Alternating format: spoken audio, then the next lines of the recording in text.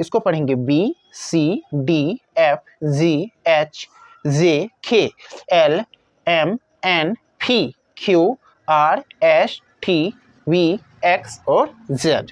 Z को जी भी पढ़ते हैं। तो ये आपका क्या है कि उच्चारण हुआ। उच्चारण पर विशेष ध्यान रखिएगा, प्रोनाउंसिएशन बहुत जरूरी है, ठीक है ना इंग्लिश में। Hello friend, this is Sundaram Khua, welcome to my channel. Dear friends, आज हम लोग इंग्लिश ग्रामर के क्लास 6 पर हैं और आज हम लोग क्लास 6 में इंग्लिश ग्रामर पर डिस्कस करेंगे। और ये बैच जो है सभी कंपटीशन के लिए, सभी एग्जाम के लिए है, बस इतना ही समझ लीजिए। इससे पहले 5 क्लास दे चुके हैं जिसमें हम बहुत सारी टॉपिक पर डिस्कस कर चुके हैं। जो स्टूडेंट नहीं देखें तो मेरे प्लेलिस्ट में जाके एक शुरू से देखिए तो आपको समझ में आएगा। आज जो टॉपिक हम लोग चर्चा करने वाले हैं वो डियर फ्रेंड्स है consonant.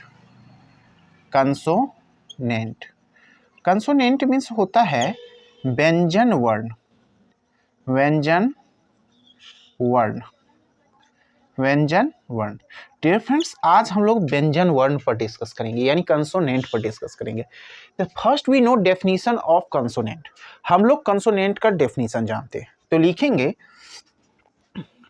Letters which are articulated with friction in air passes is called consonant। देखिए सिंपल सा डेफिनेशन है, letters which are articulated with friction in air passes is called consonant. यानी वैसा अक्षर या जिन अक्षरों का परख नली में यानी श्वास नली में हवा निकलते समय घर्षण के साथ होता है, यानी श्वास नली में हवा जब निकलती है तो घर्षण के साथ होता है, तो उसे हम क्या कहते हैं? कंसोनेंट कहते हैं। ठीक है, तो इसको हम हिंदी में लिख सकते हैं, लिखेंगे जिन अक्षरों का उच्चारण श्वास नली में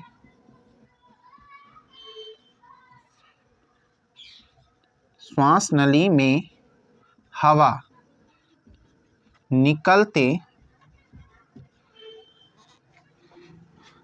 समय घर्षण के साथ होता है, तो उसे कंसोनेंट कहते हैं। कंसोनेंट कहते हैं। सिंपल सा डेफिनेशन है, आप इसको याद रख सकते हैं। एक और कंसोनेंट का डेफिनेशन है, ठीक है, जो सिंपल है, सभी स्टूडेंट्स वो डेफिनेशन जानते भी रहते हैं, उसको भी चलिए लिख लेते हैं। चलिए, तो आप लोग को ये डेफिनेशन पता भी होगा, नहीं पता होगा तो कोई बात नहीं, इसको याद कर लीजिएगा। Letters which are pronounced with the help of vowel sound is called consonant। Different simple सा डेफिनेशन है, letters which are pronounced with the help of vowel sound is called consonant। इसका हिंदी होगा जिन अक्षरों का उच्चारण स्वर ध्वनि के सहायता से होता है। वोवेल साउंड मतलब होता है स्वर ध्वनि, स्वर ध्वनि के सहायता से होता है, तो उसे हम कंसोनेंट कहते हैं। अच्छे कमेंट में लिखा गया ये वोवेल साउंड कितने हैं, मैं प्रीवियस क्लास में बता चुका हूं, तो जो प्रीवियस क्लास देखें और आपको याद है तो कमेंट कर दीजिएगा।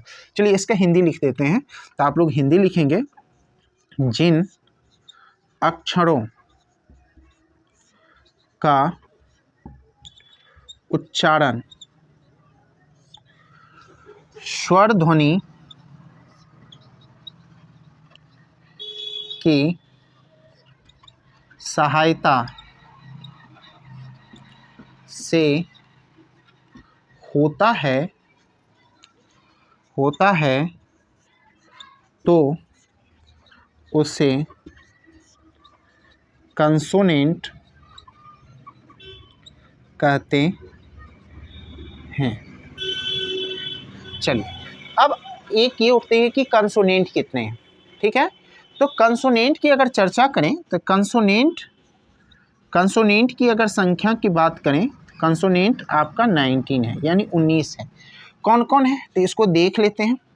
कंसोनेंट जो है आपका बी है, सी है, डी है।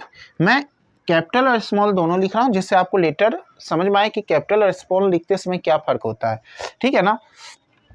एफ है, जी है, एच है, जे है, खे है। मेरे उच्चारणों पर ध्यान दीजिएगा, इसको हम खे पढ़ते हैं, के नहीं खे। एल है, एम है,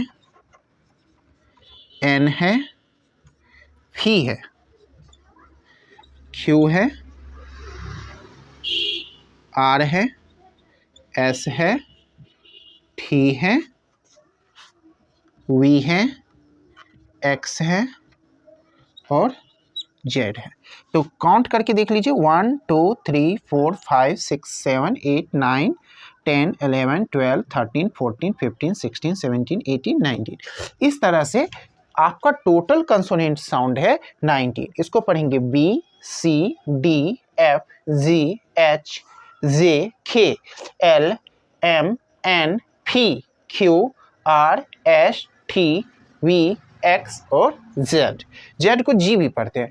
तो ये आपका क्या है कि उच्चारण हुआ। उच्चारण पर विशेष ध्यान रखिएगा, प्रोनाउंसिएशन बहुत जरूरी है, ठीक है ना, इंग्लिश में।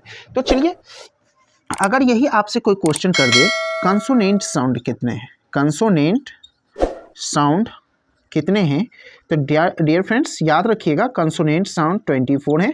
ये सिर्फ संख्या याद रखना है, ये उतनी जरूरत नहीं है। लिंग्विस्टिक जब पढ़िएगा तो 24 साउंड आपको याद करना पड़ता है, उसको बार बार लिख के ही प्रैक्टिस किया जाता है, तो अभी उतनी जरूरत नहीं है। कंपटीशन में सिर्फ सीटेड में पूछता है कि कंसोनेंट साउंड कितने हैं, तो 24 है। वोवेल साउंड कितने हैं वो आपको बोले थे कमेंट में लिखने के लिए।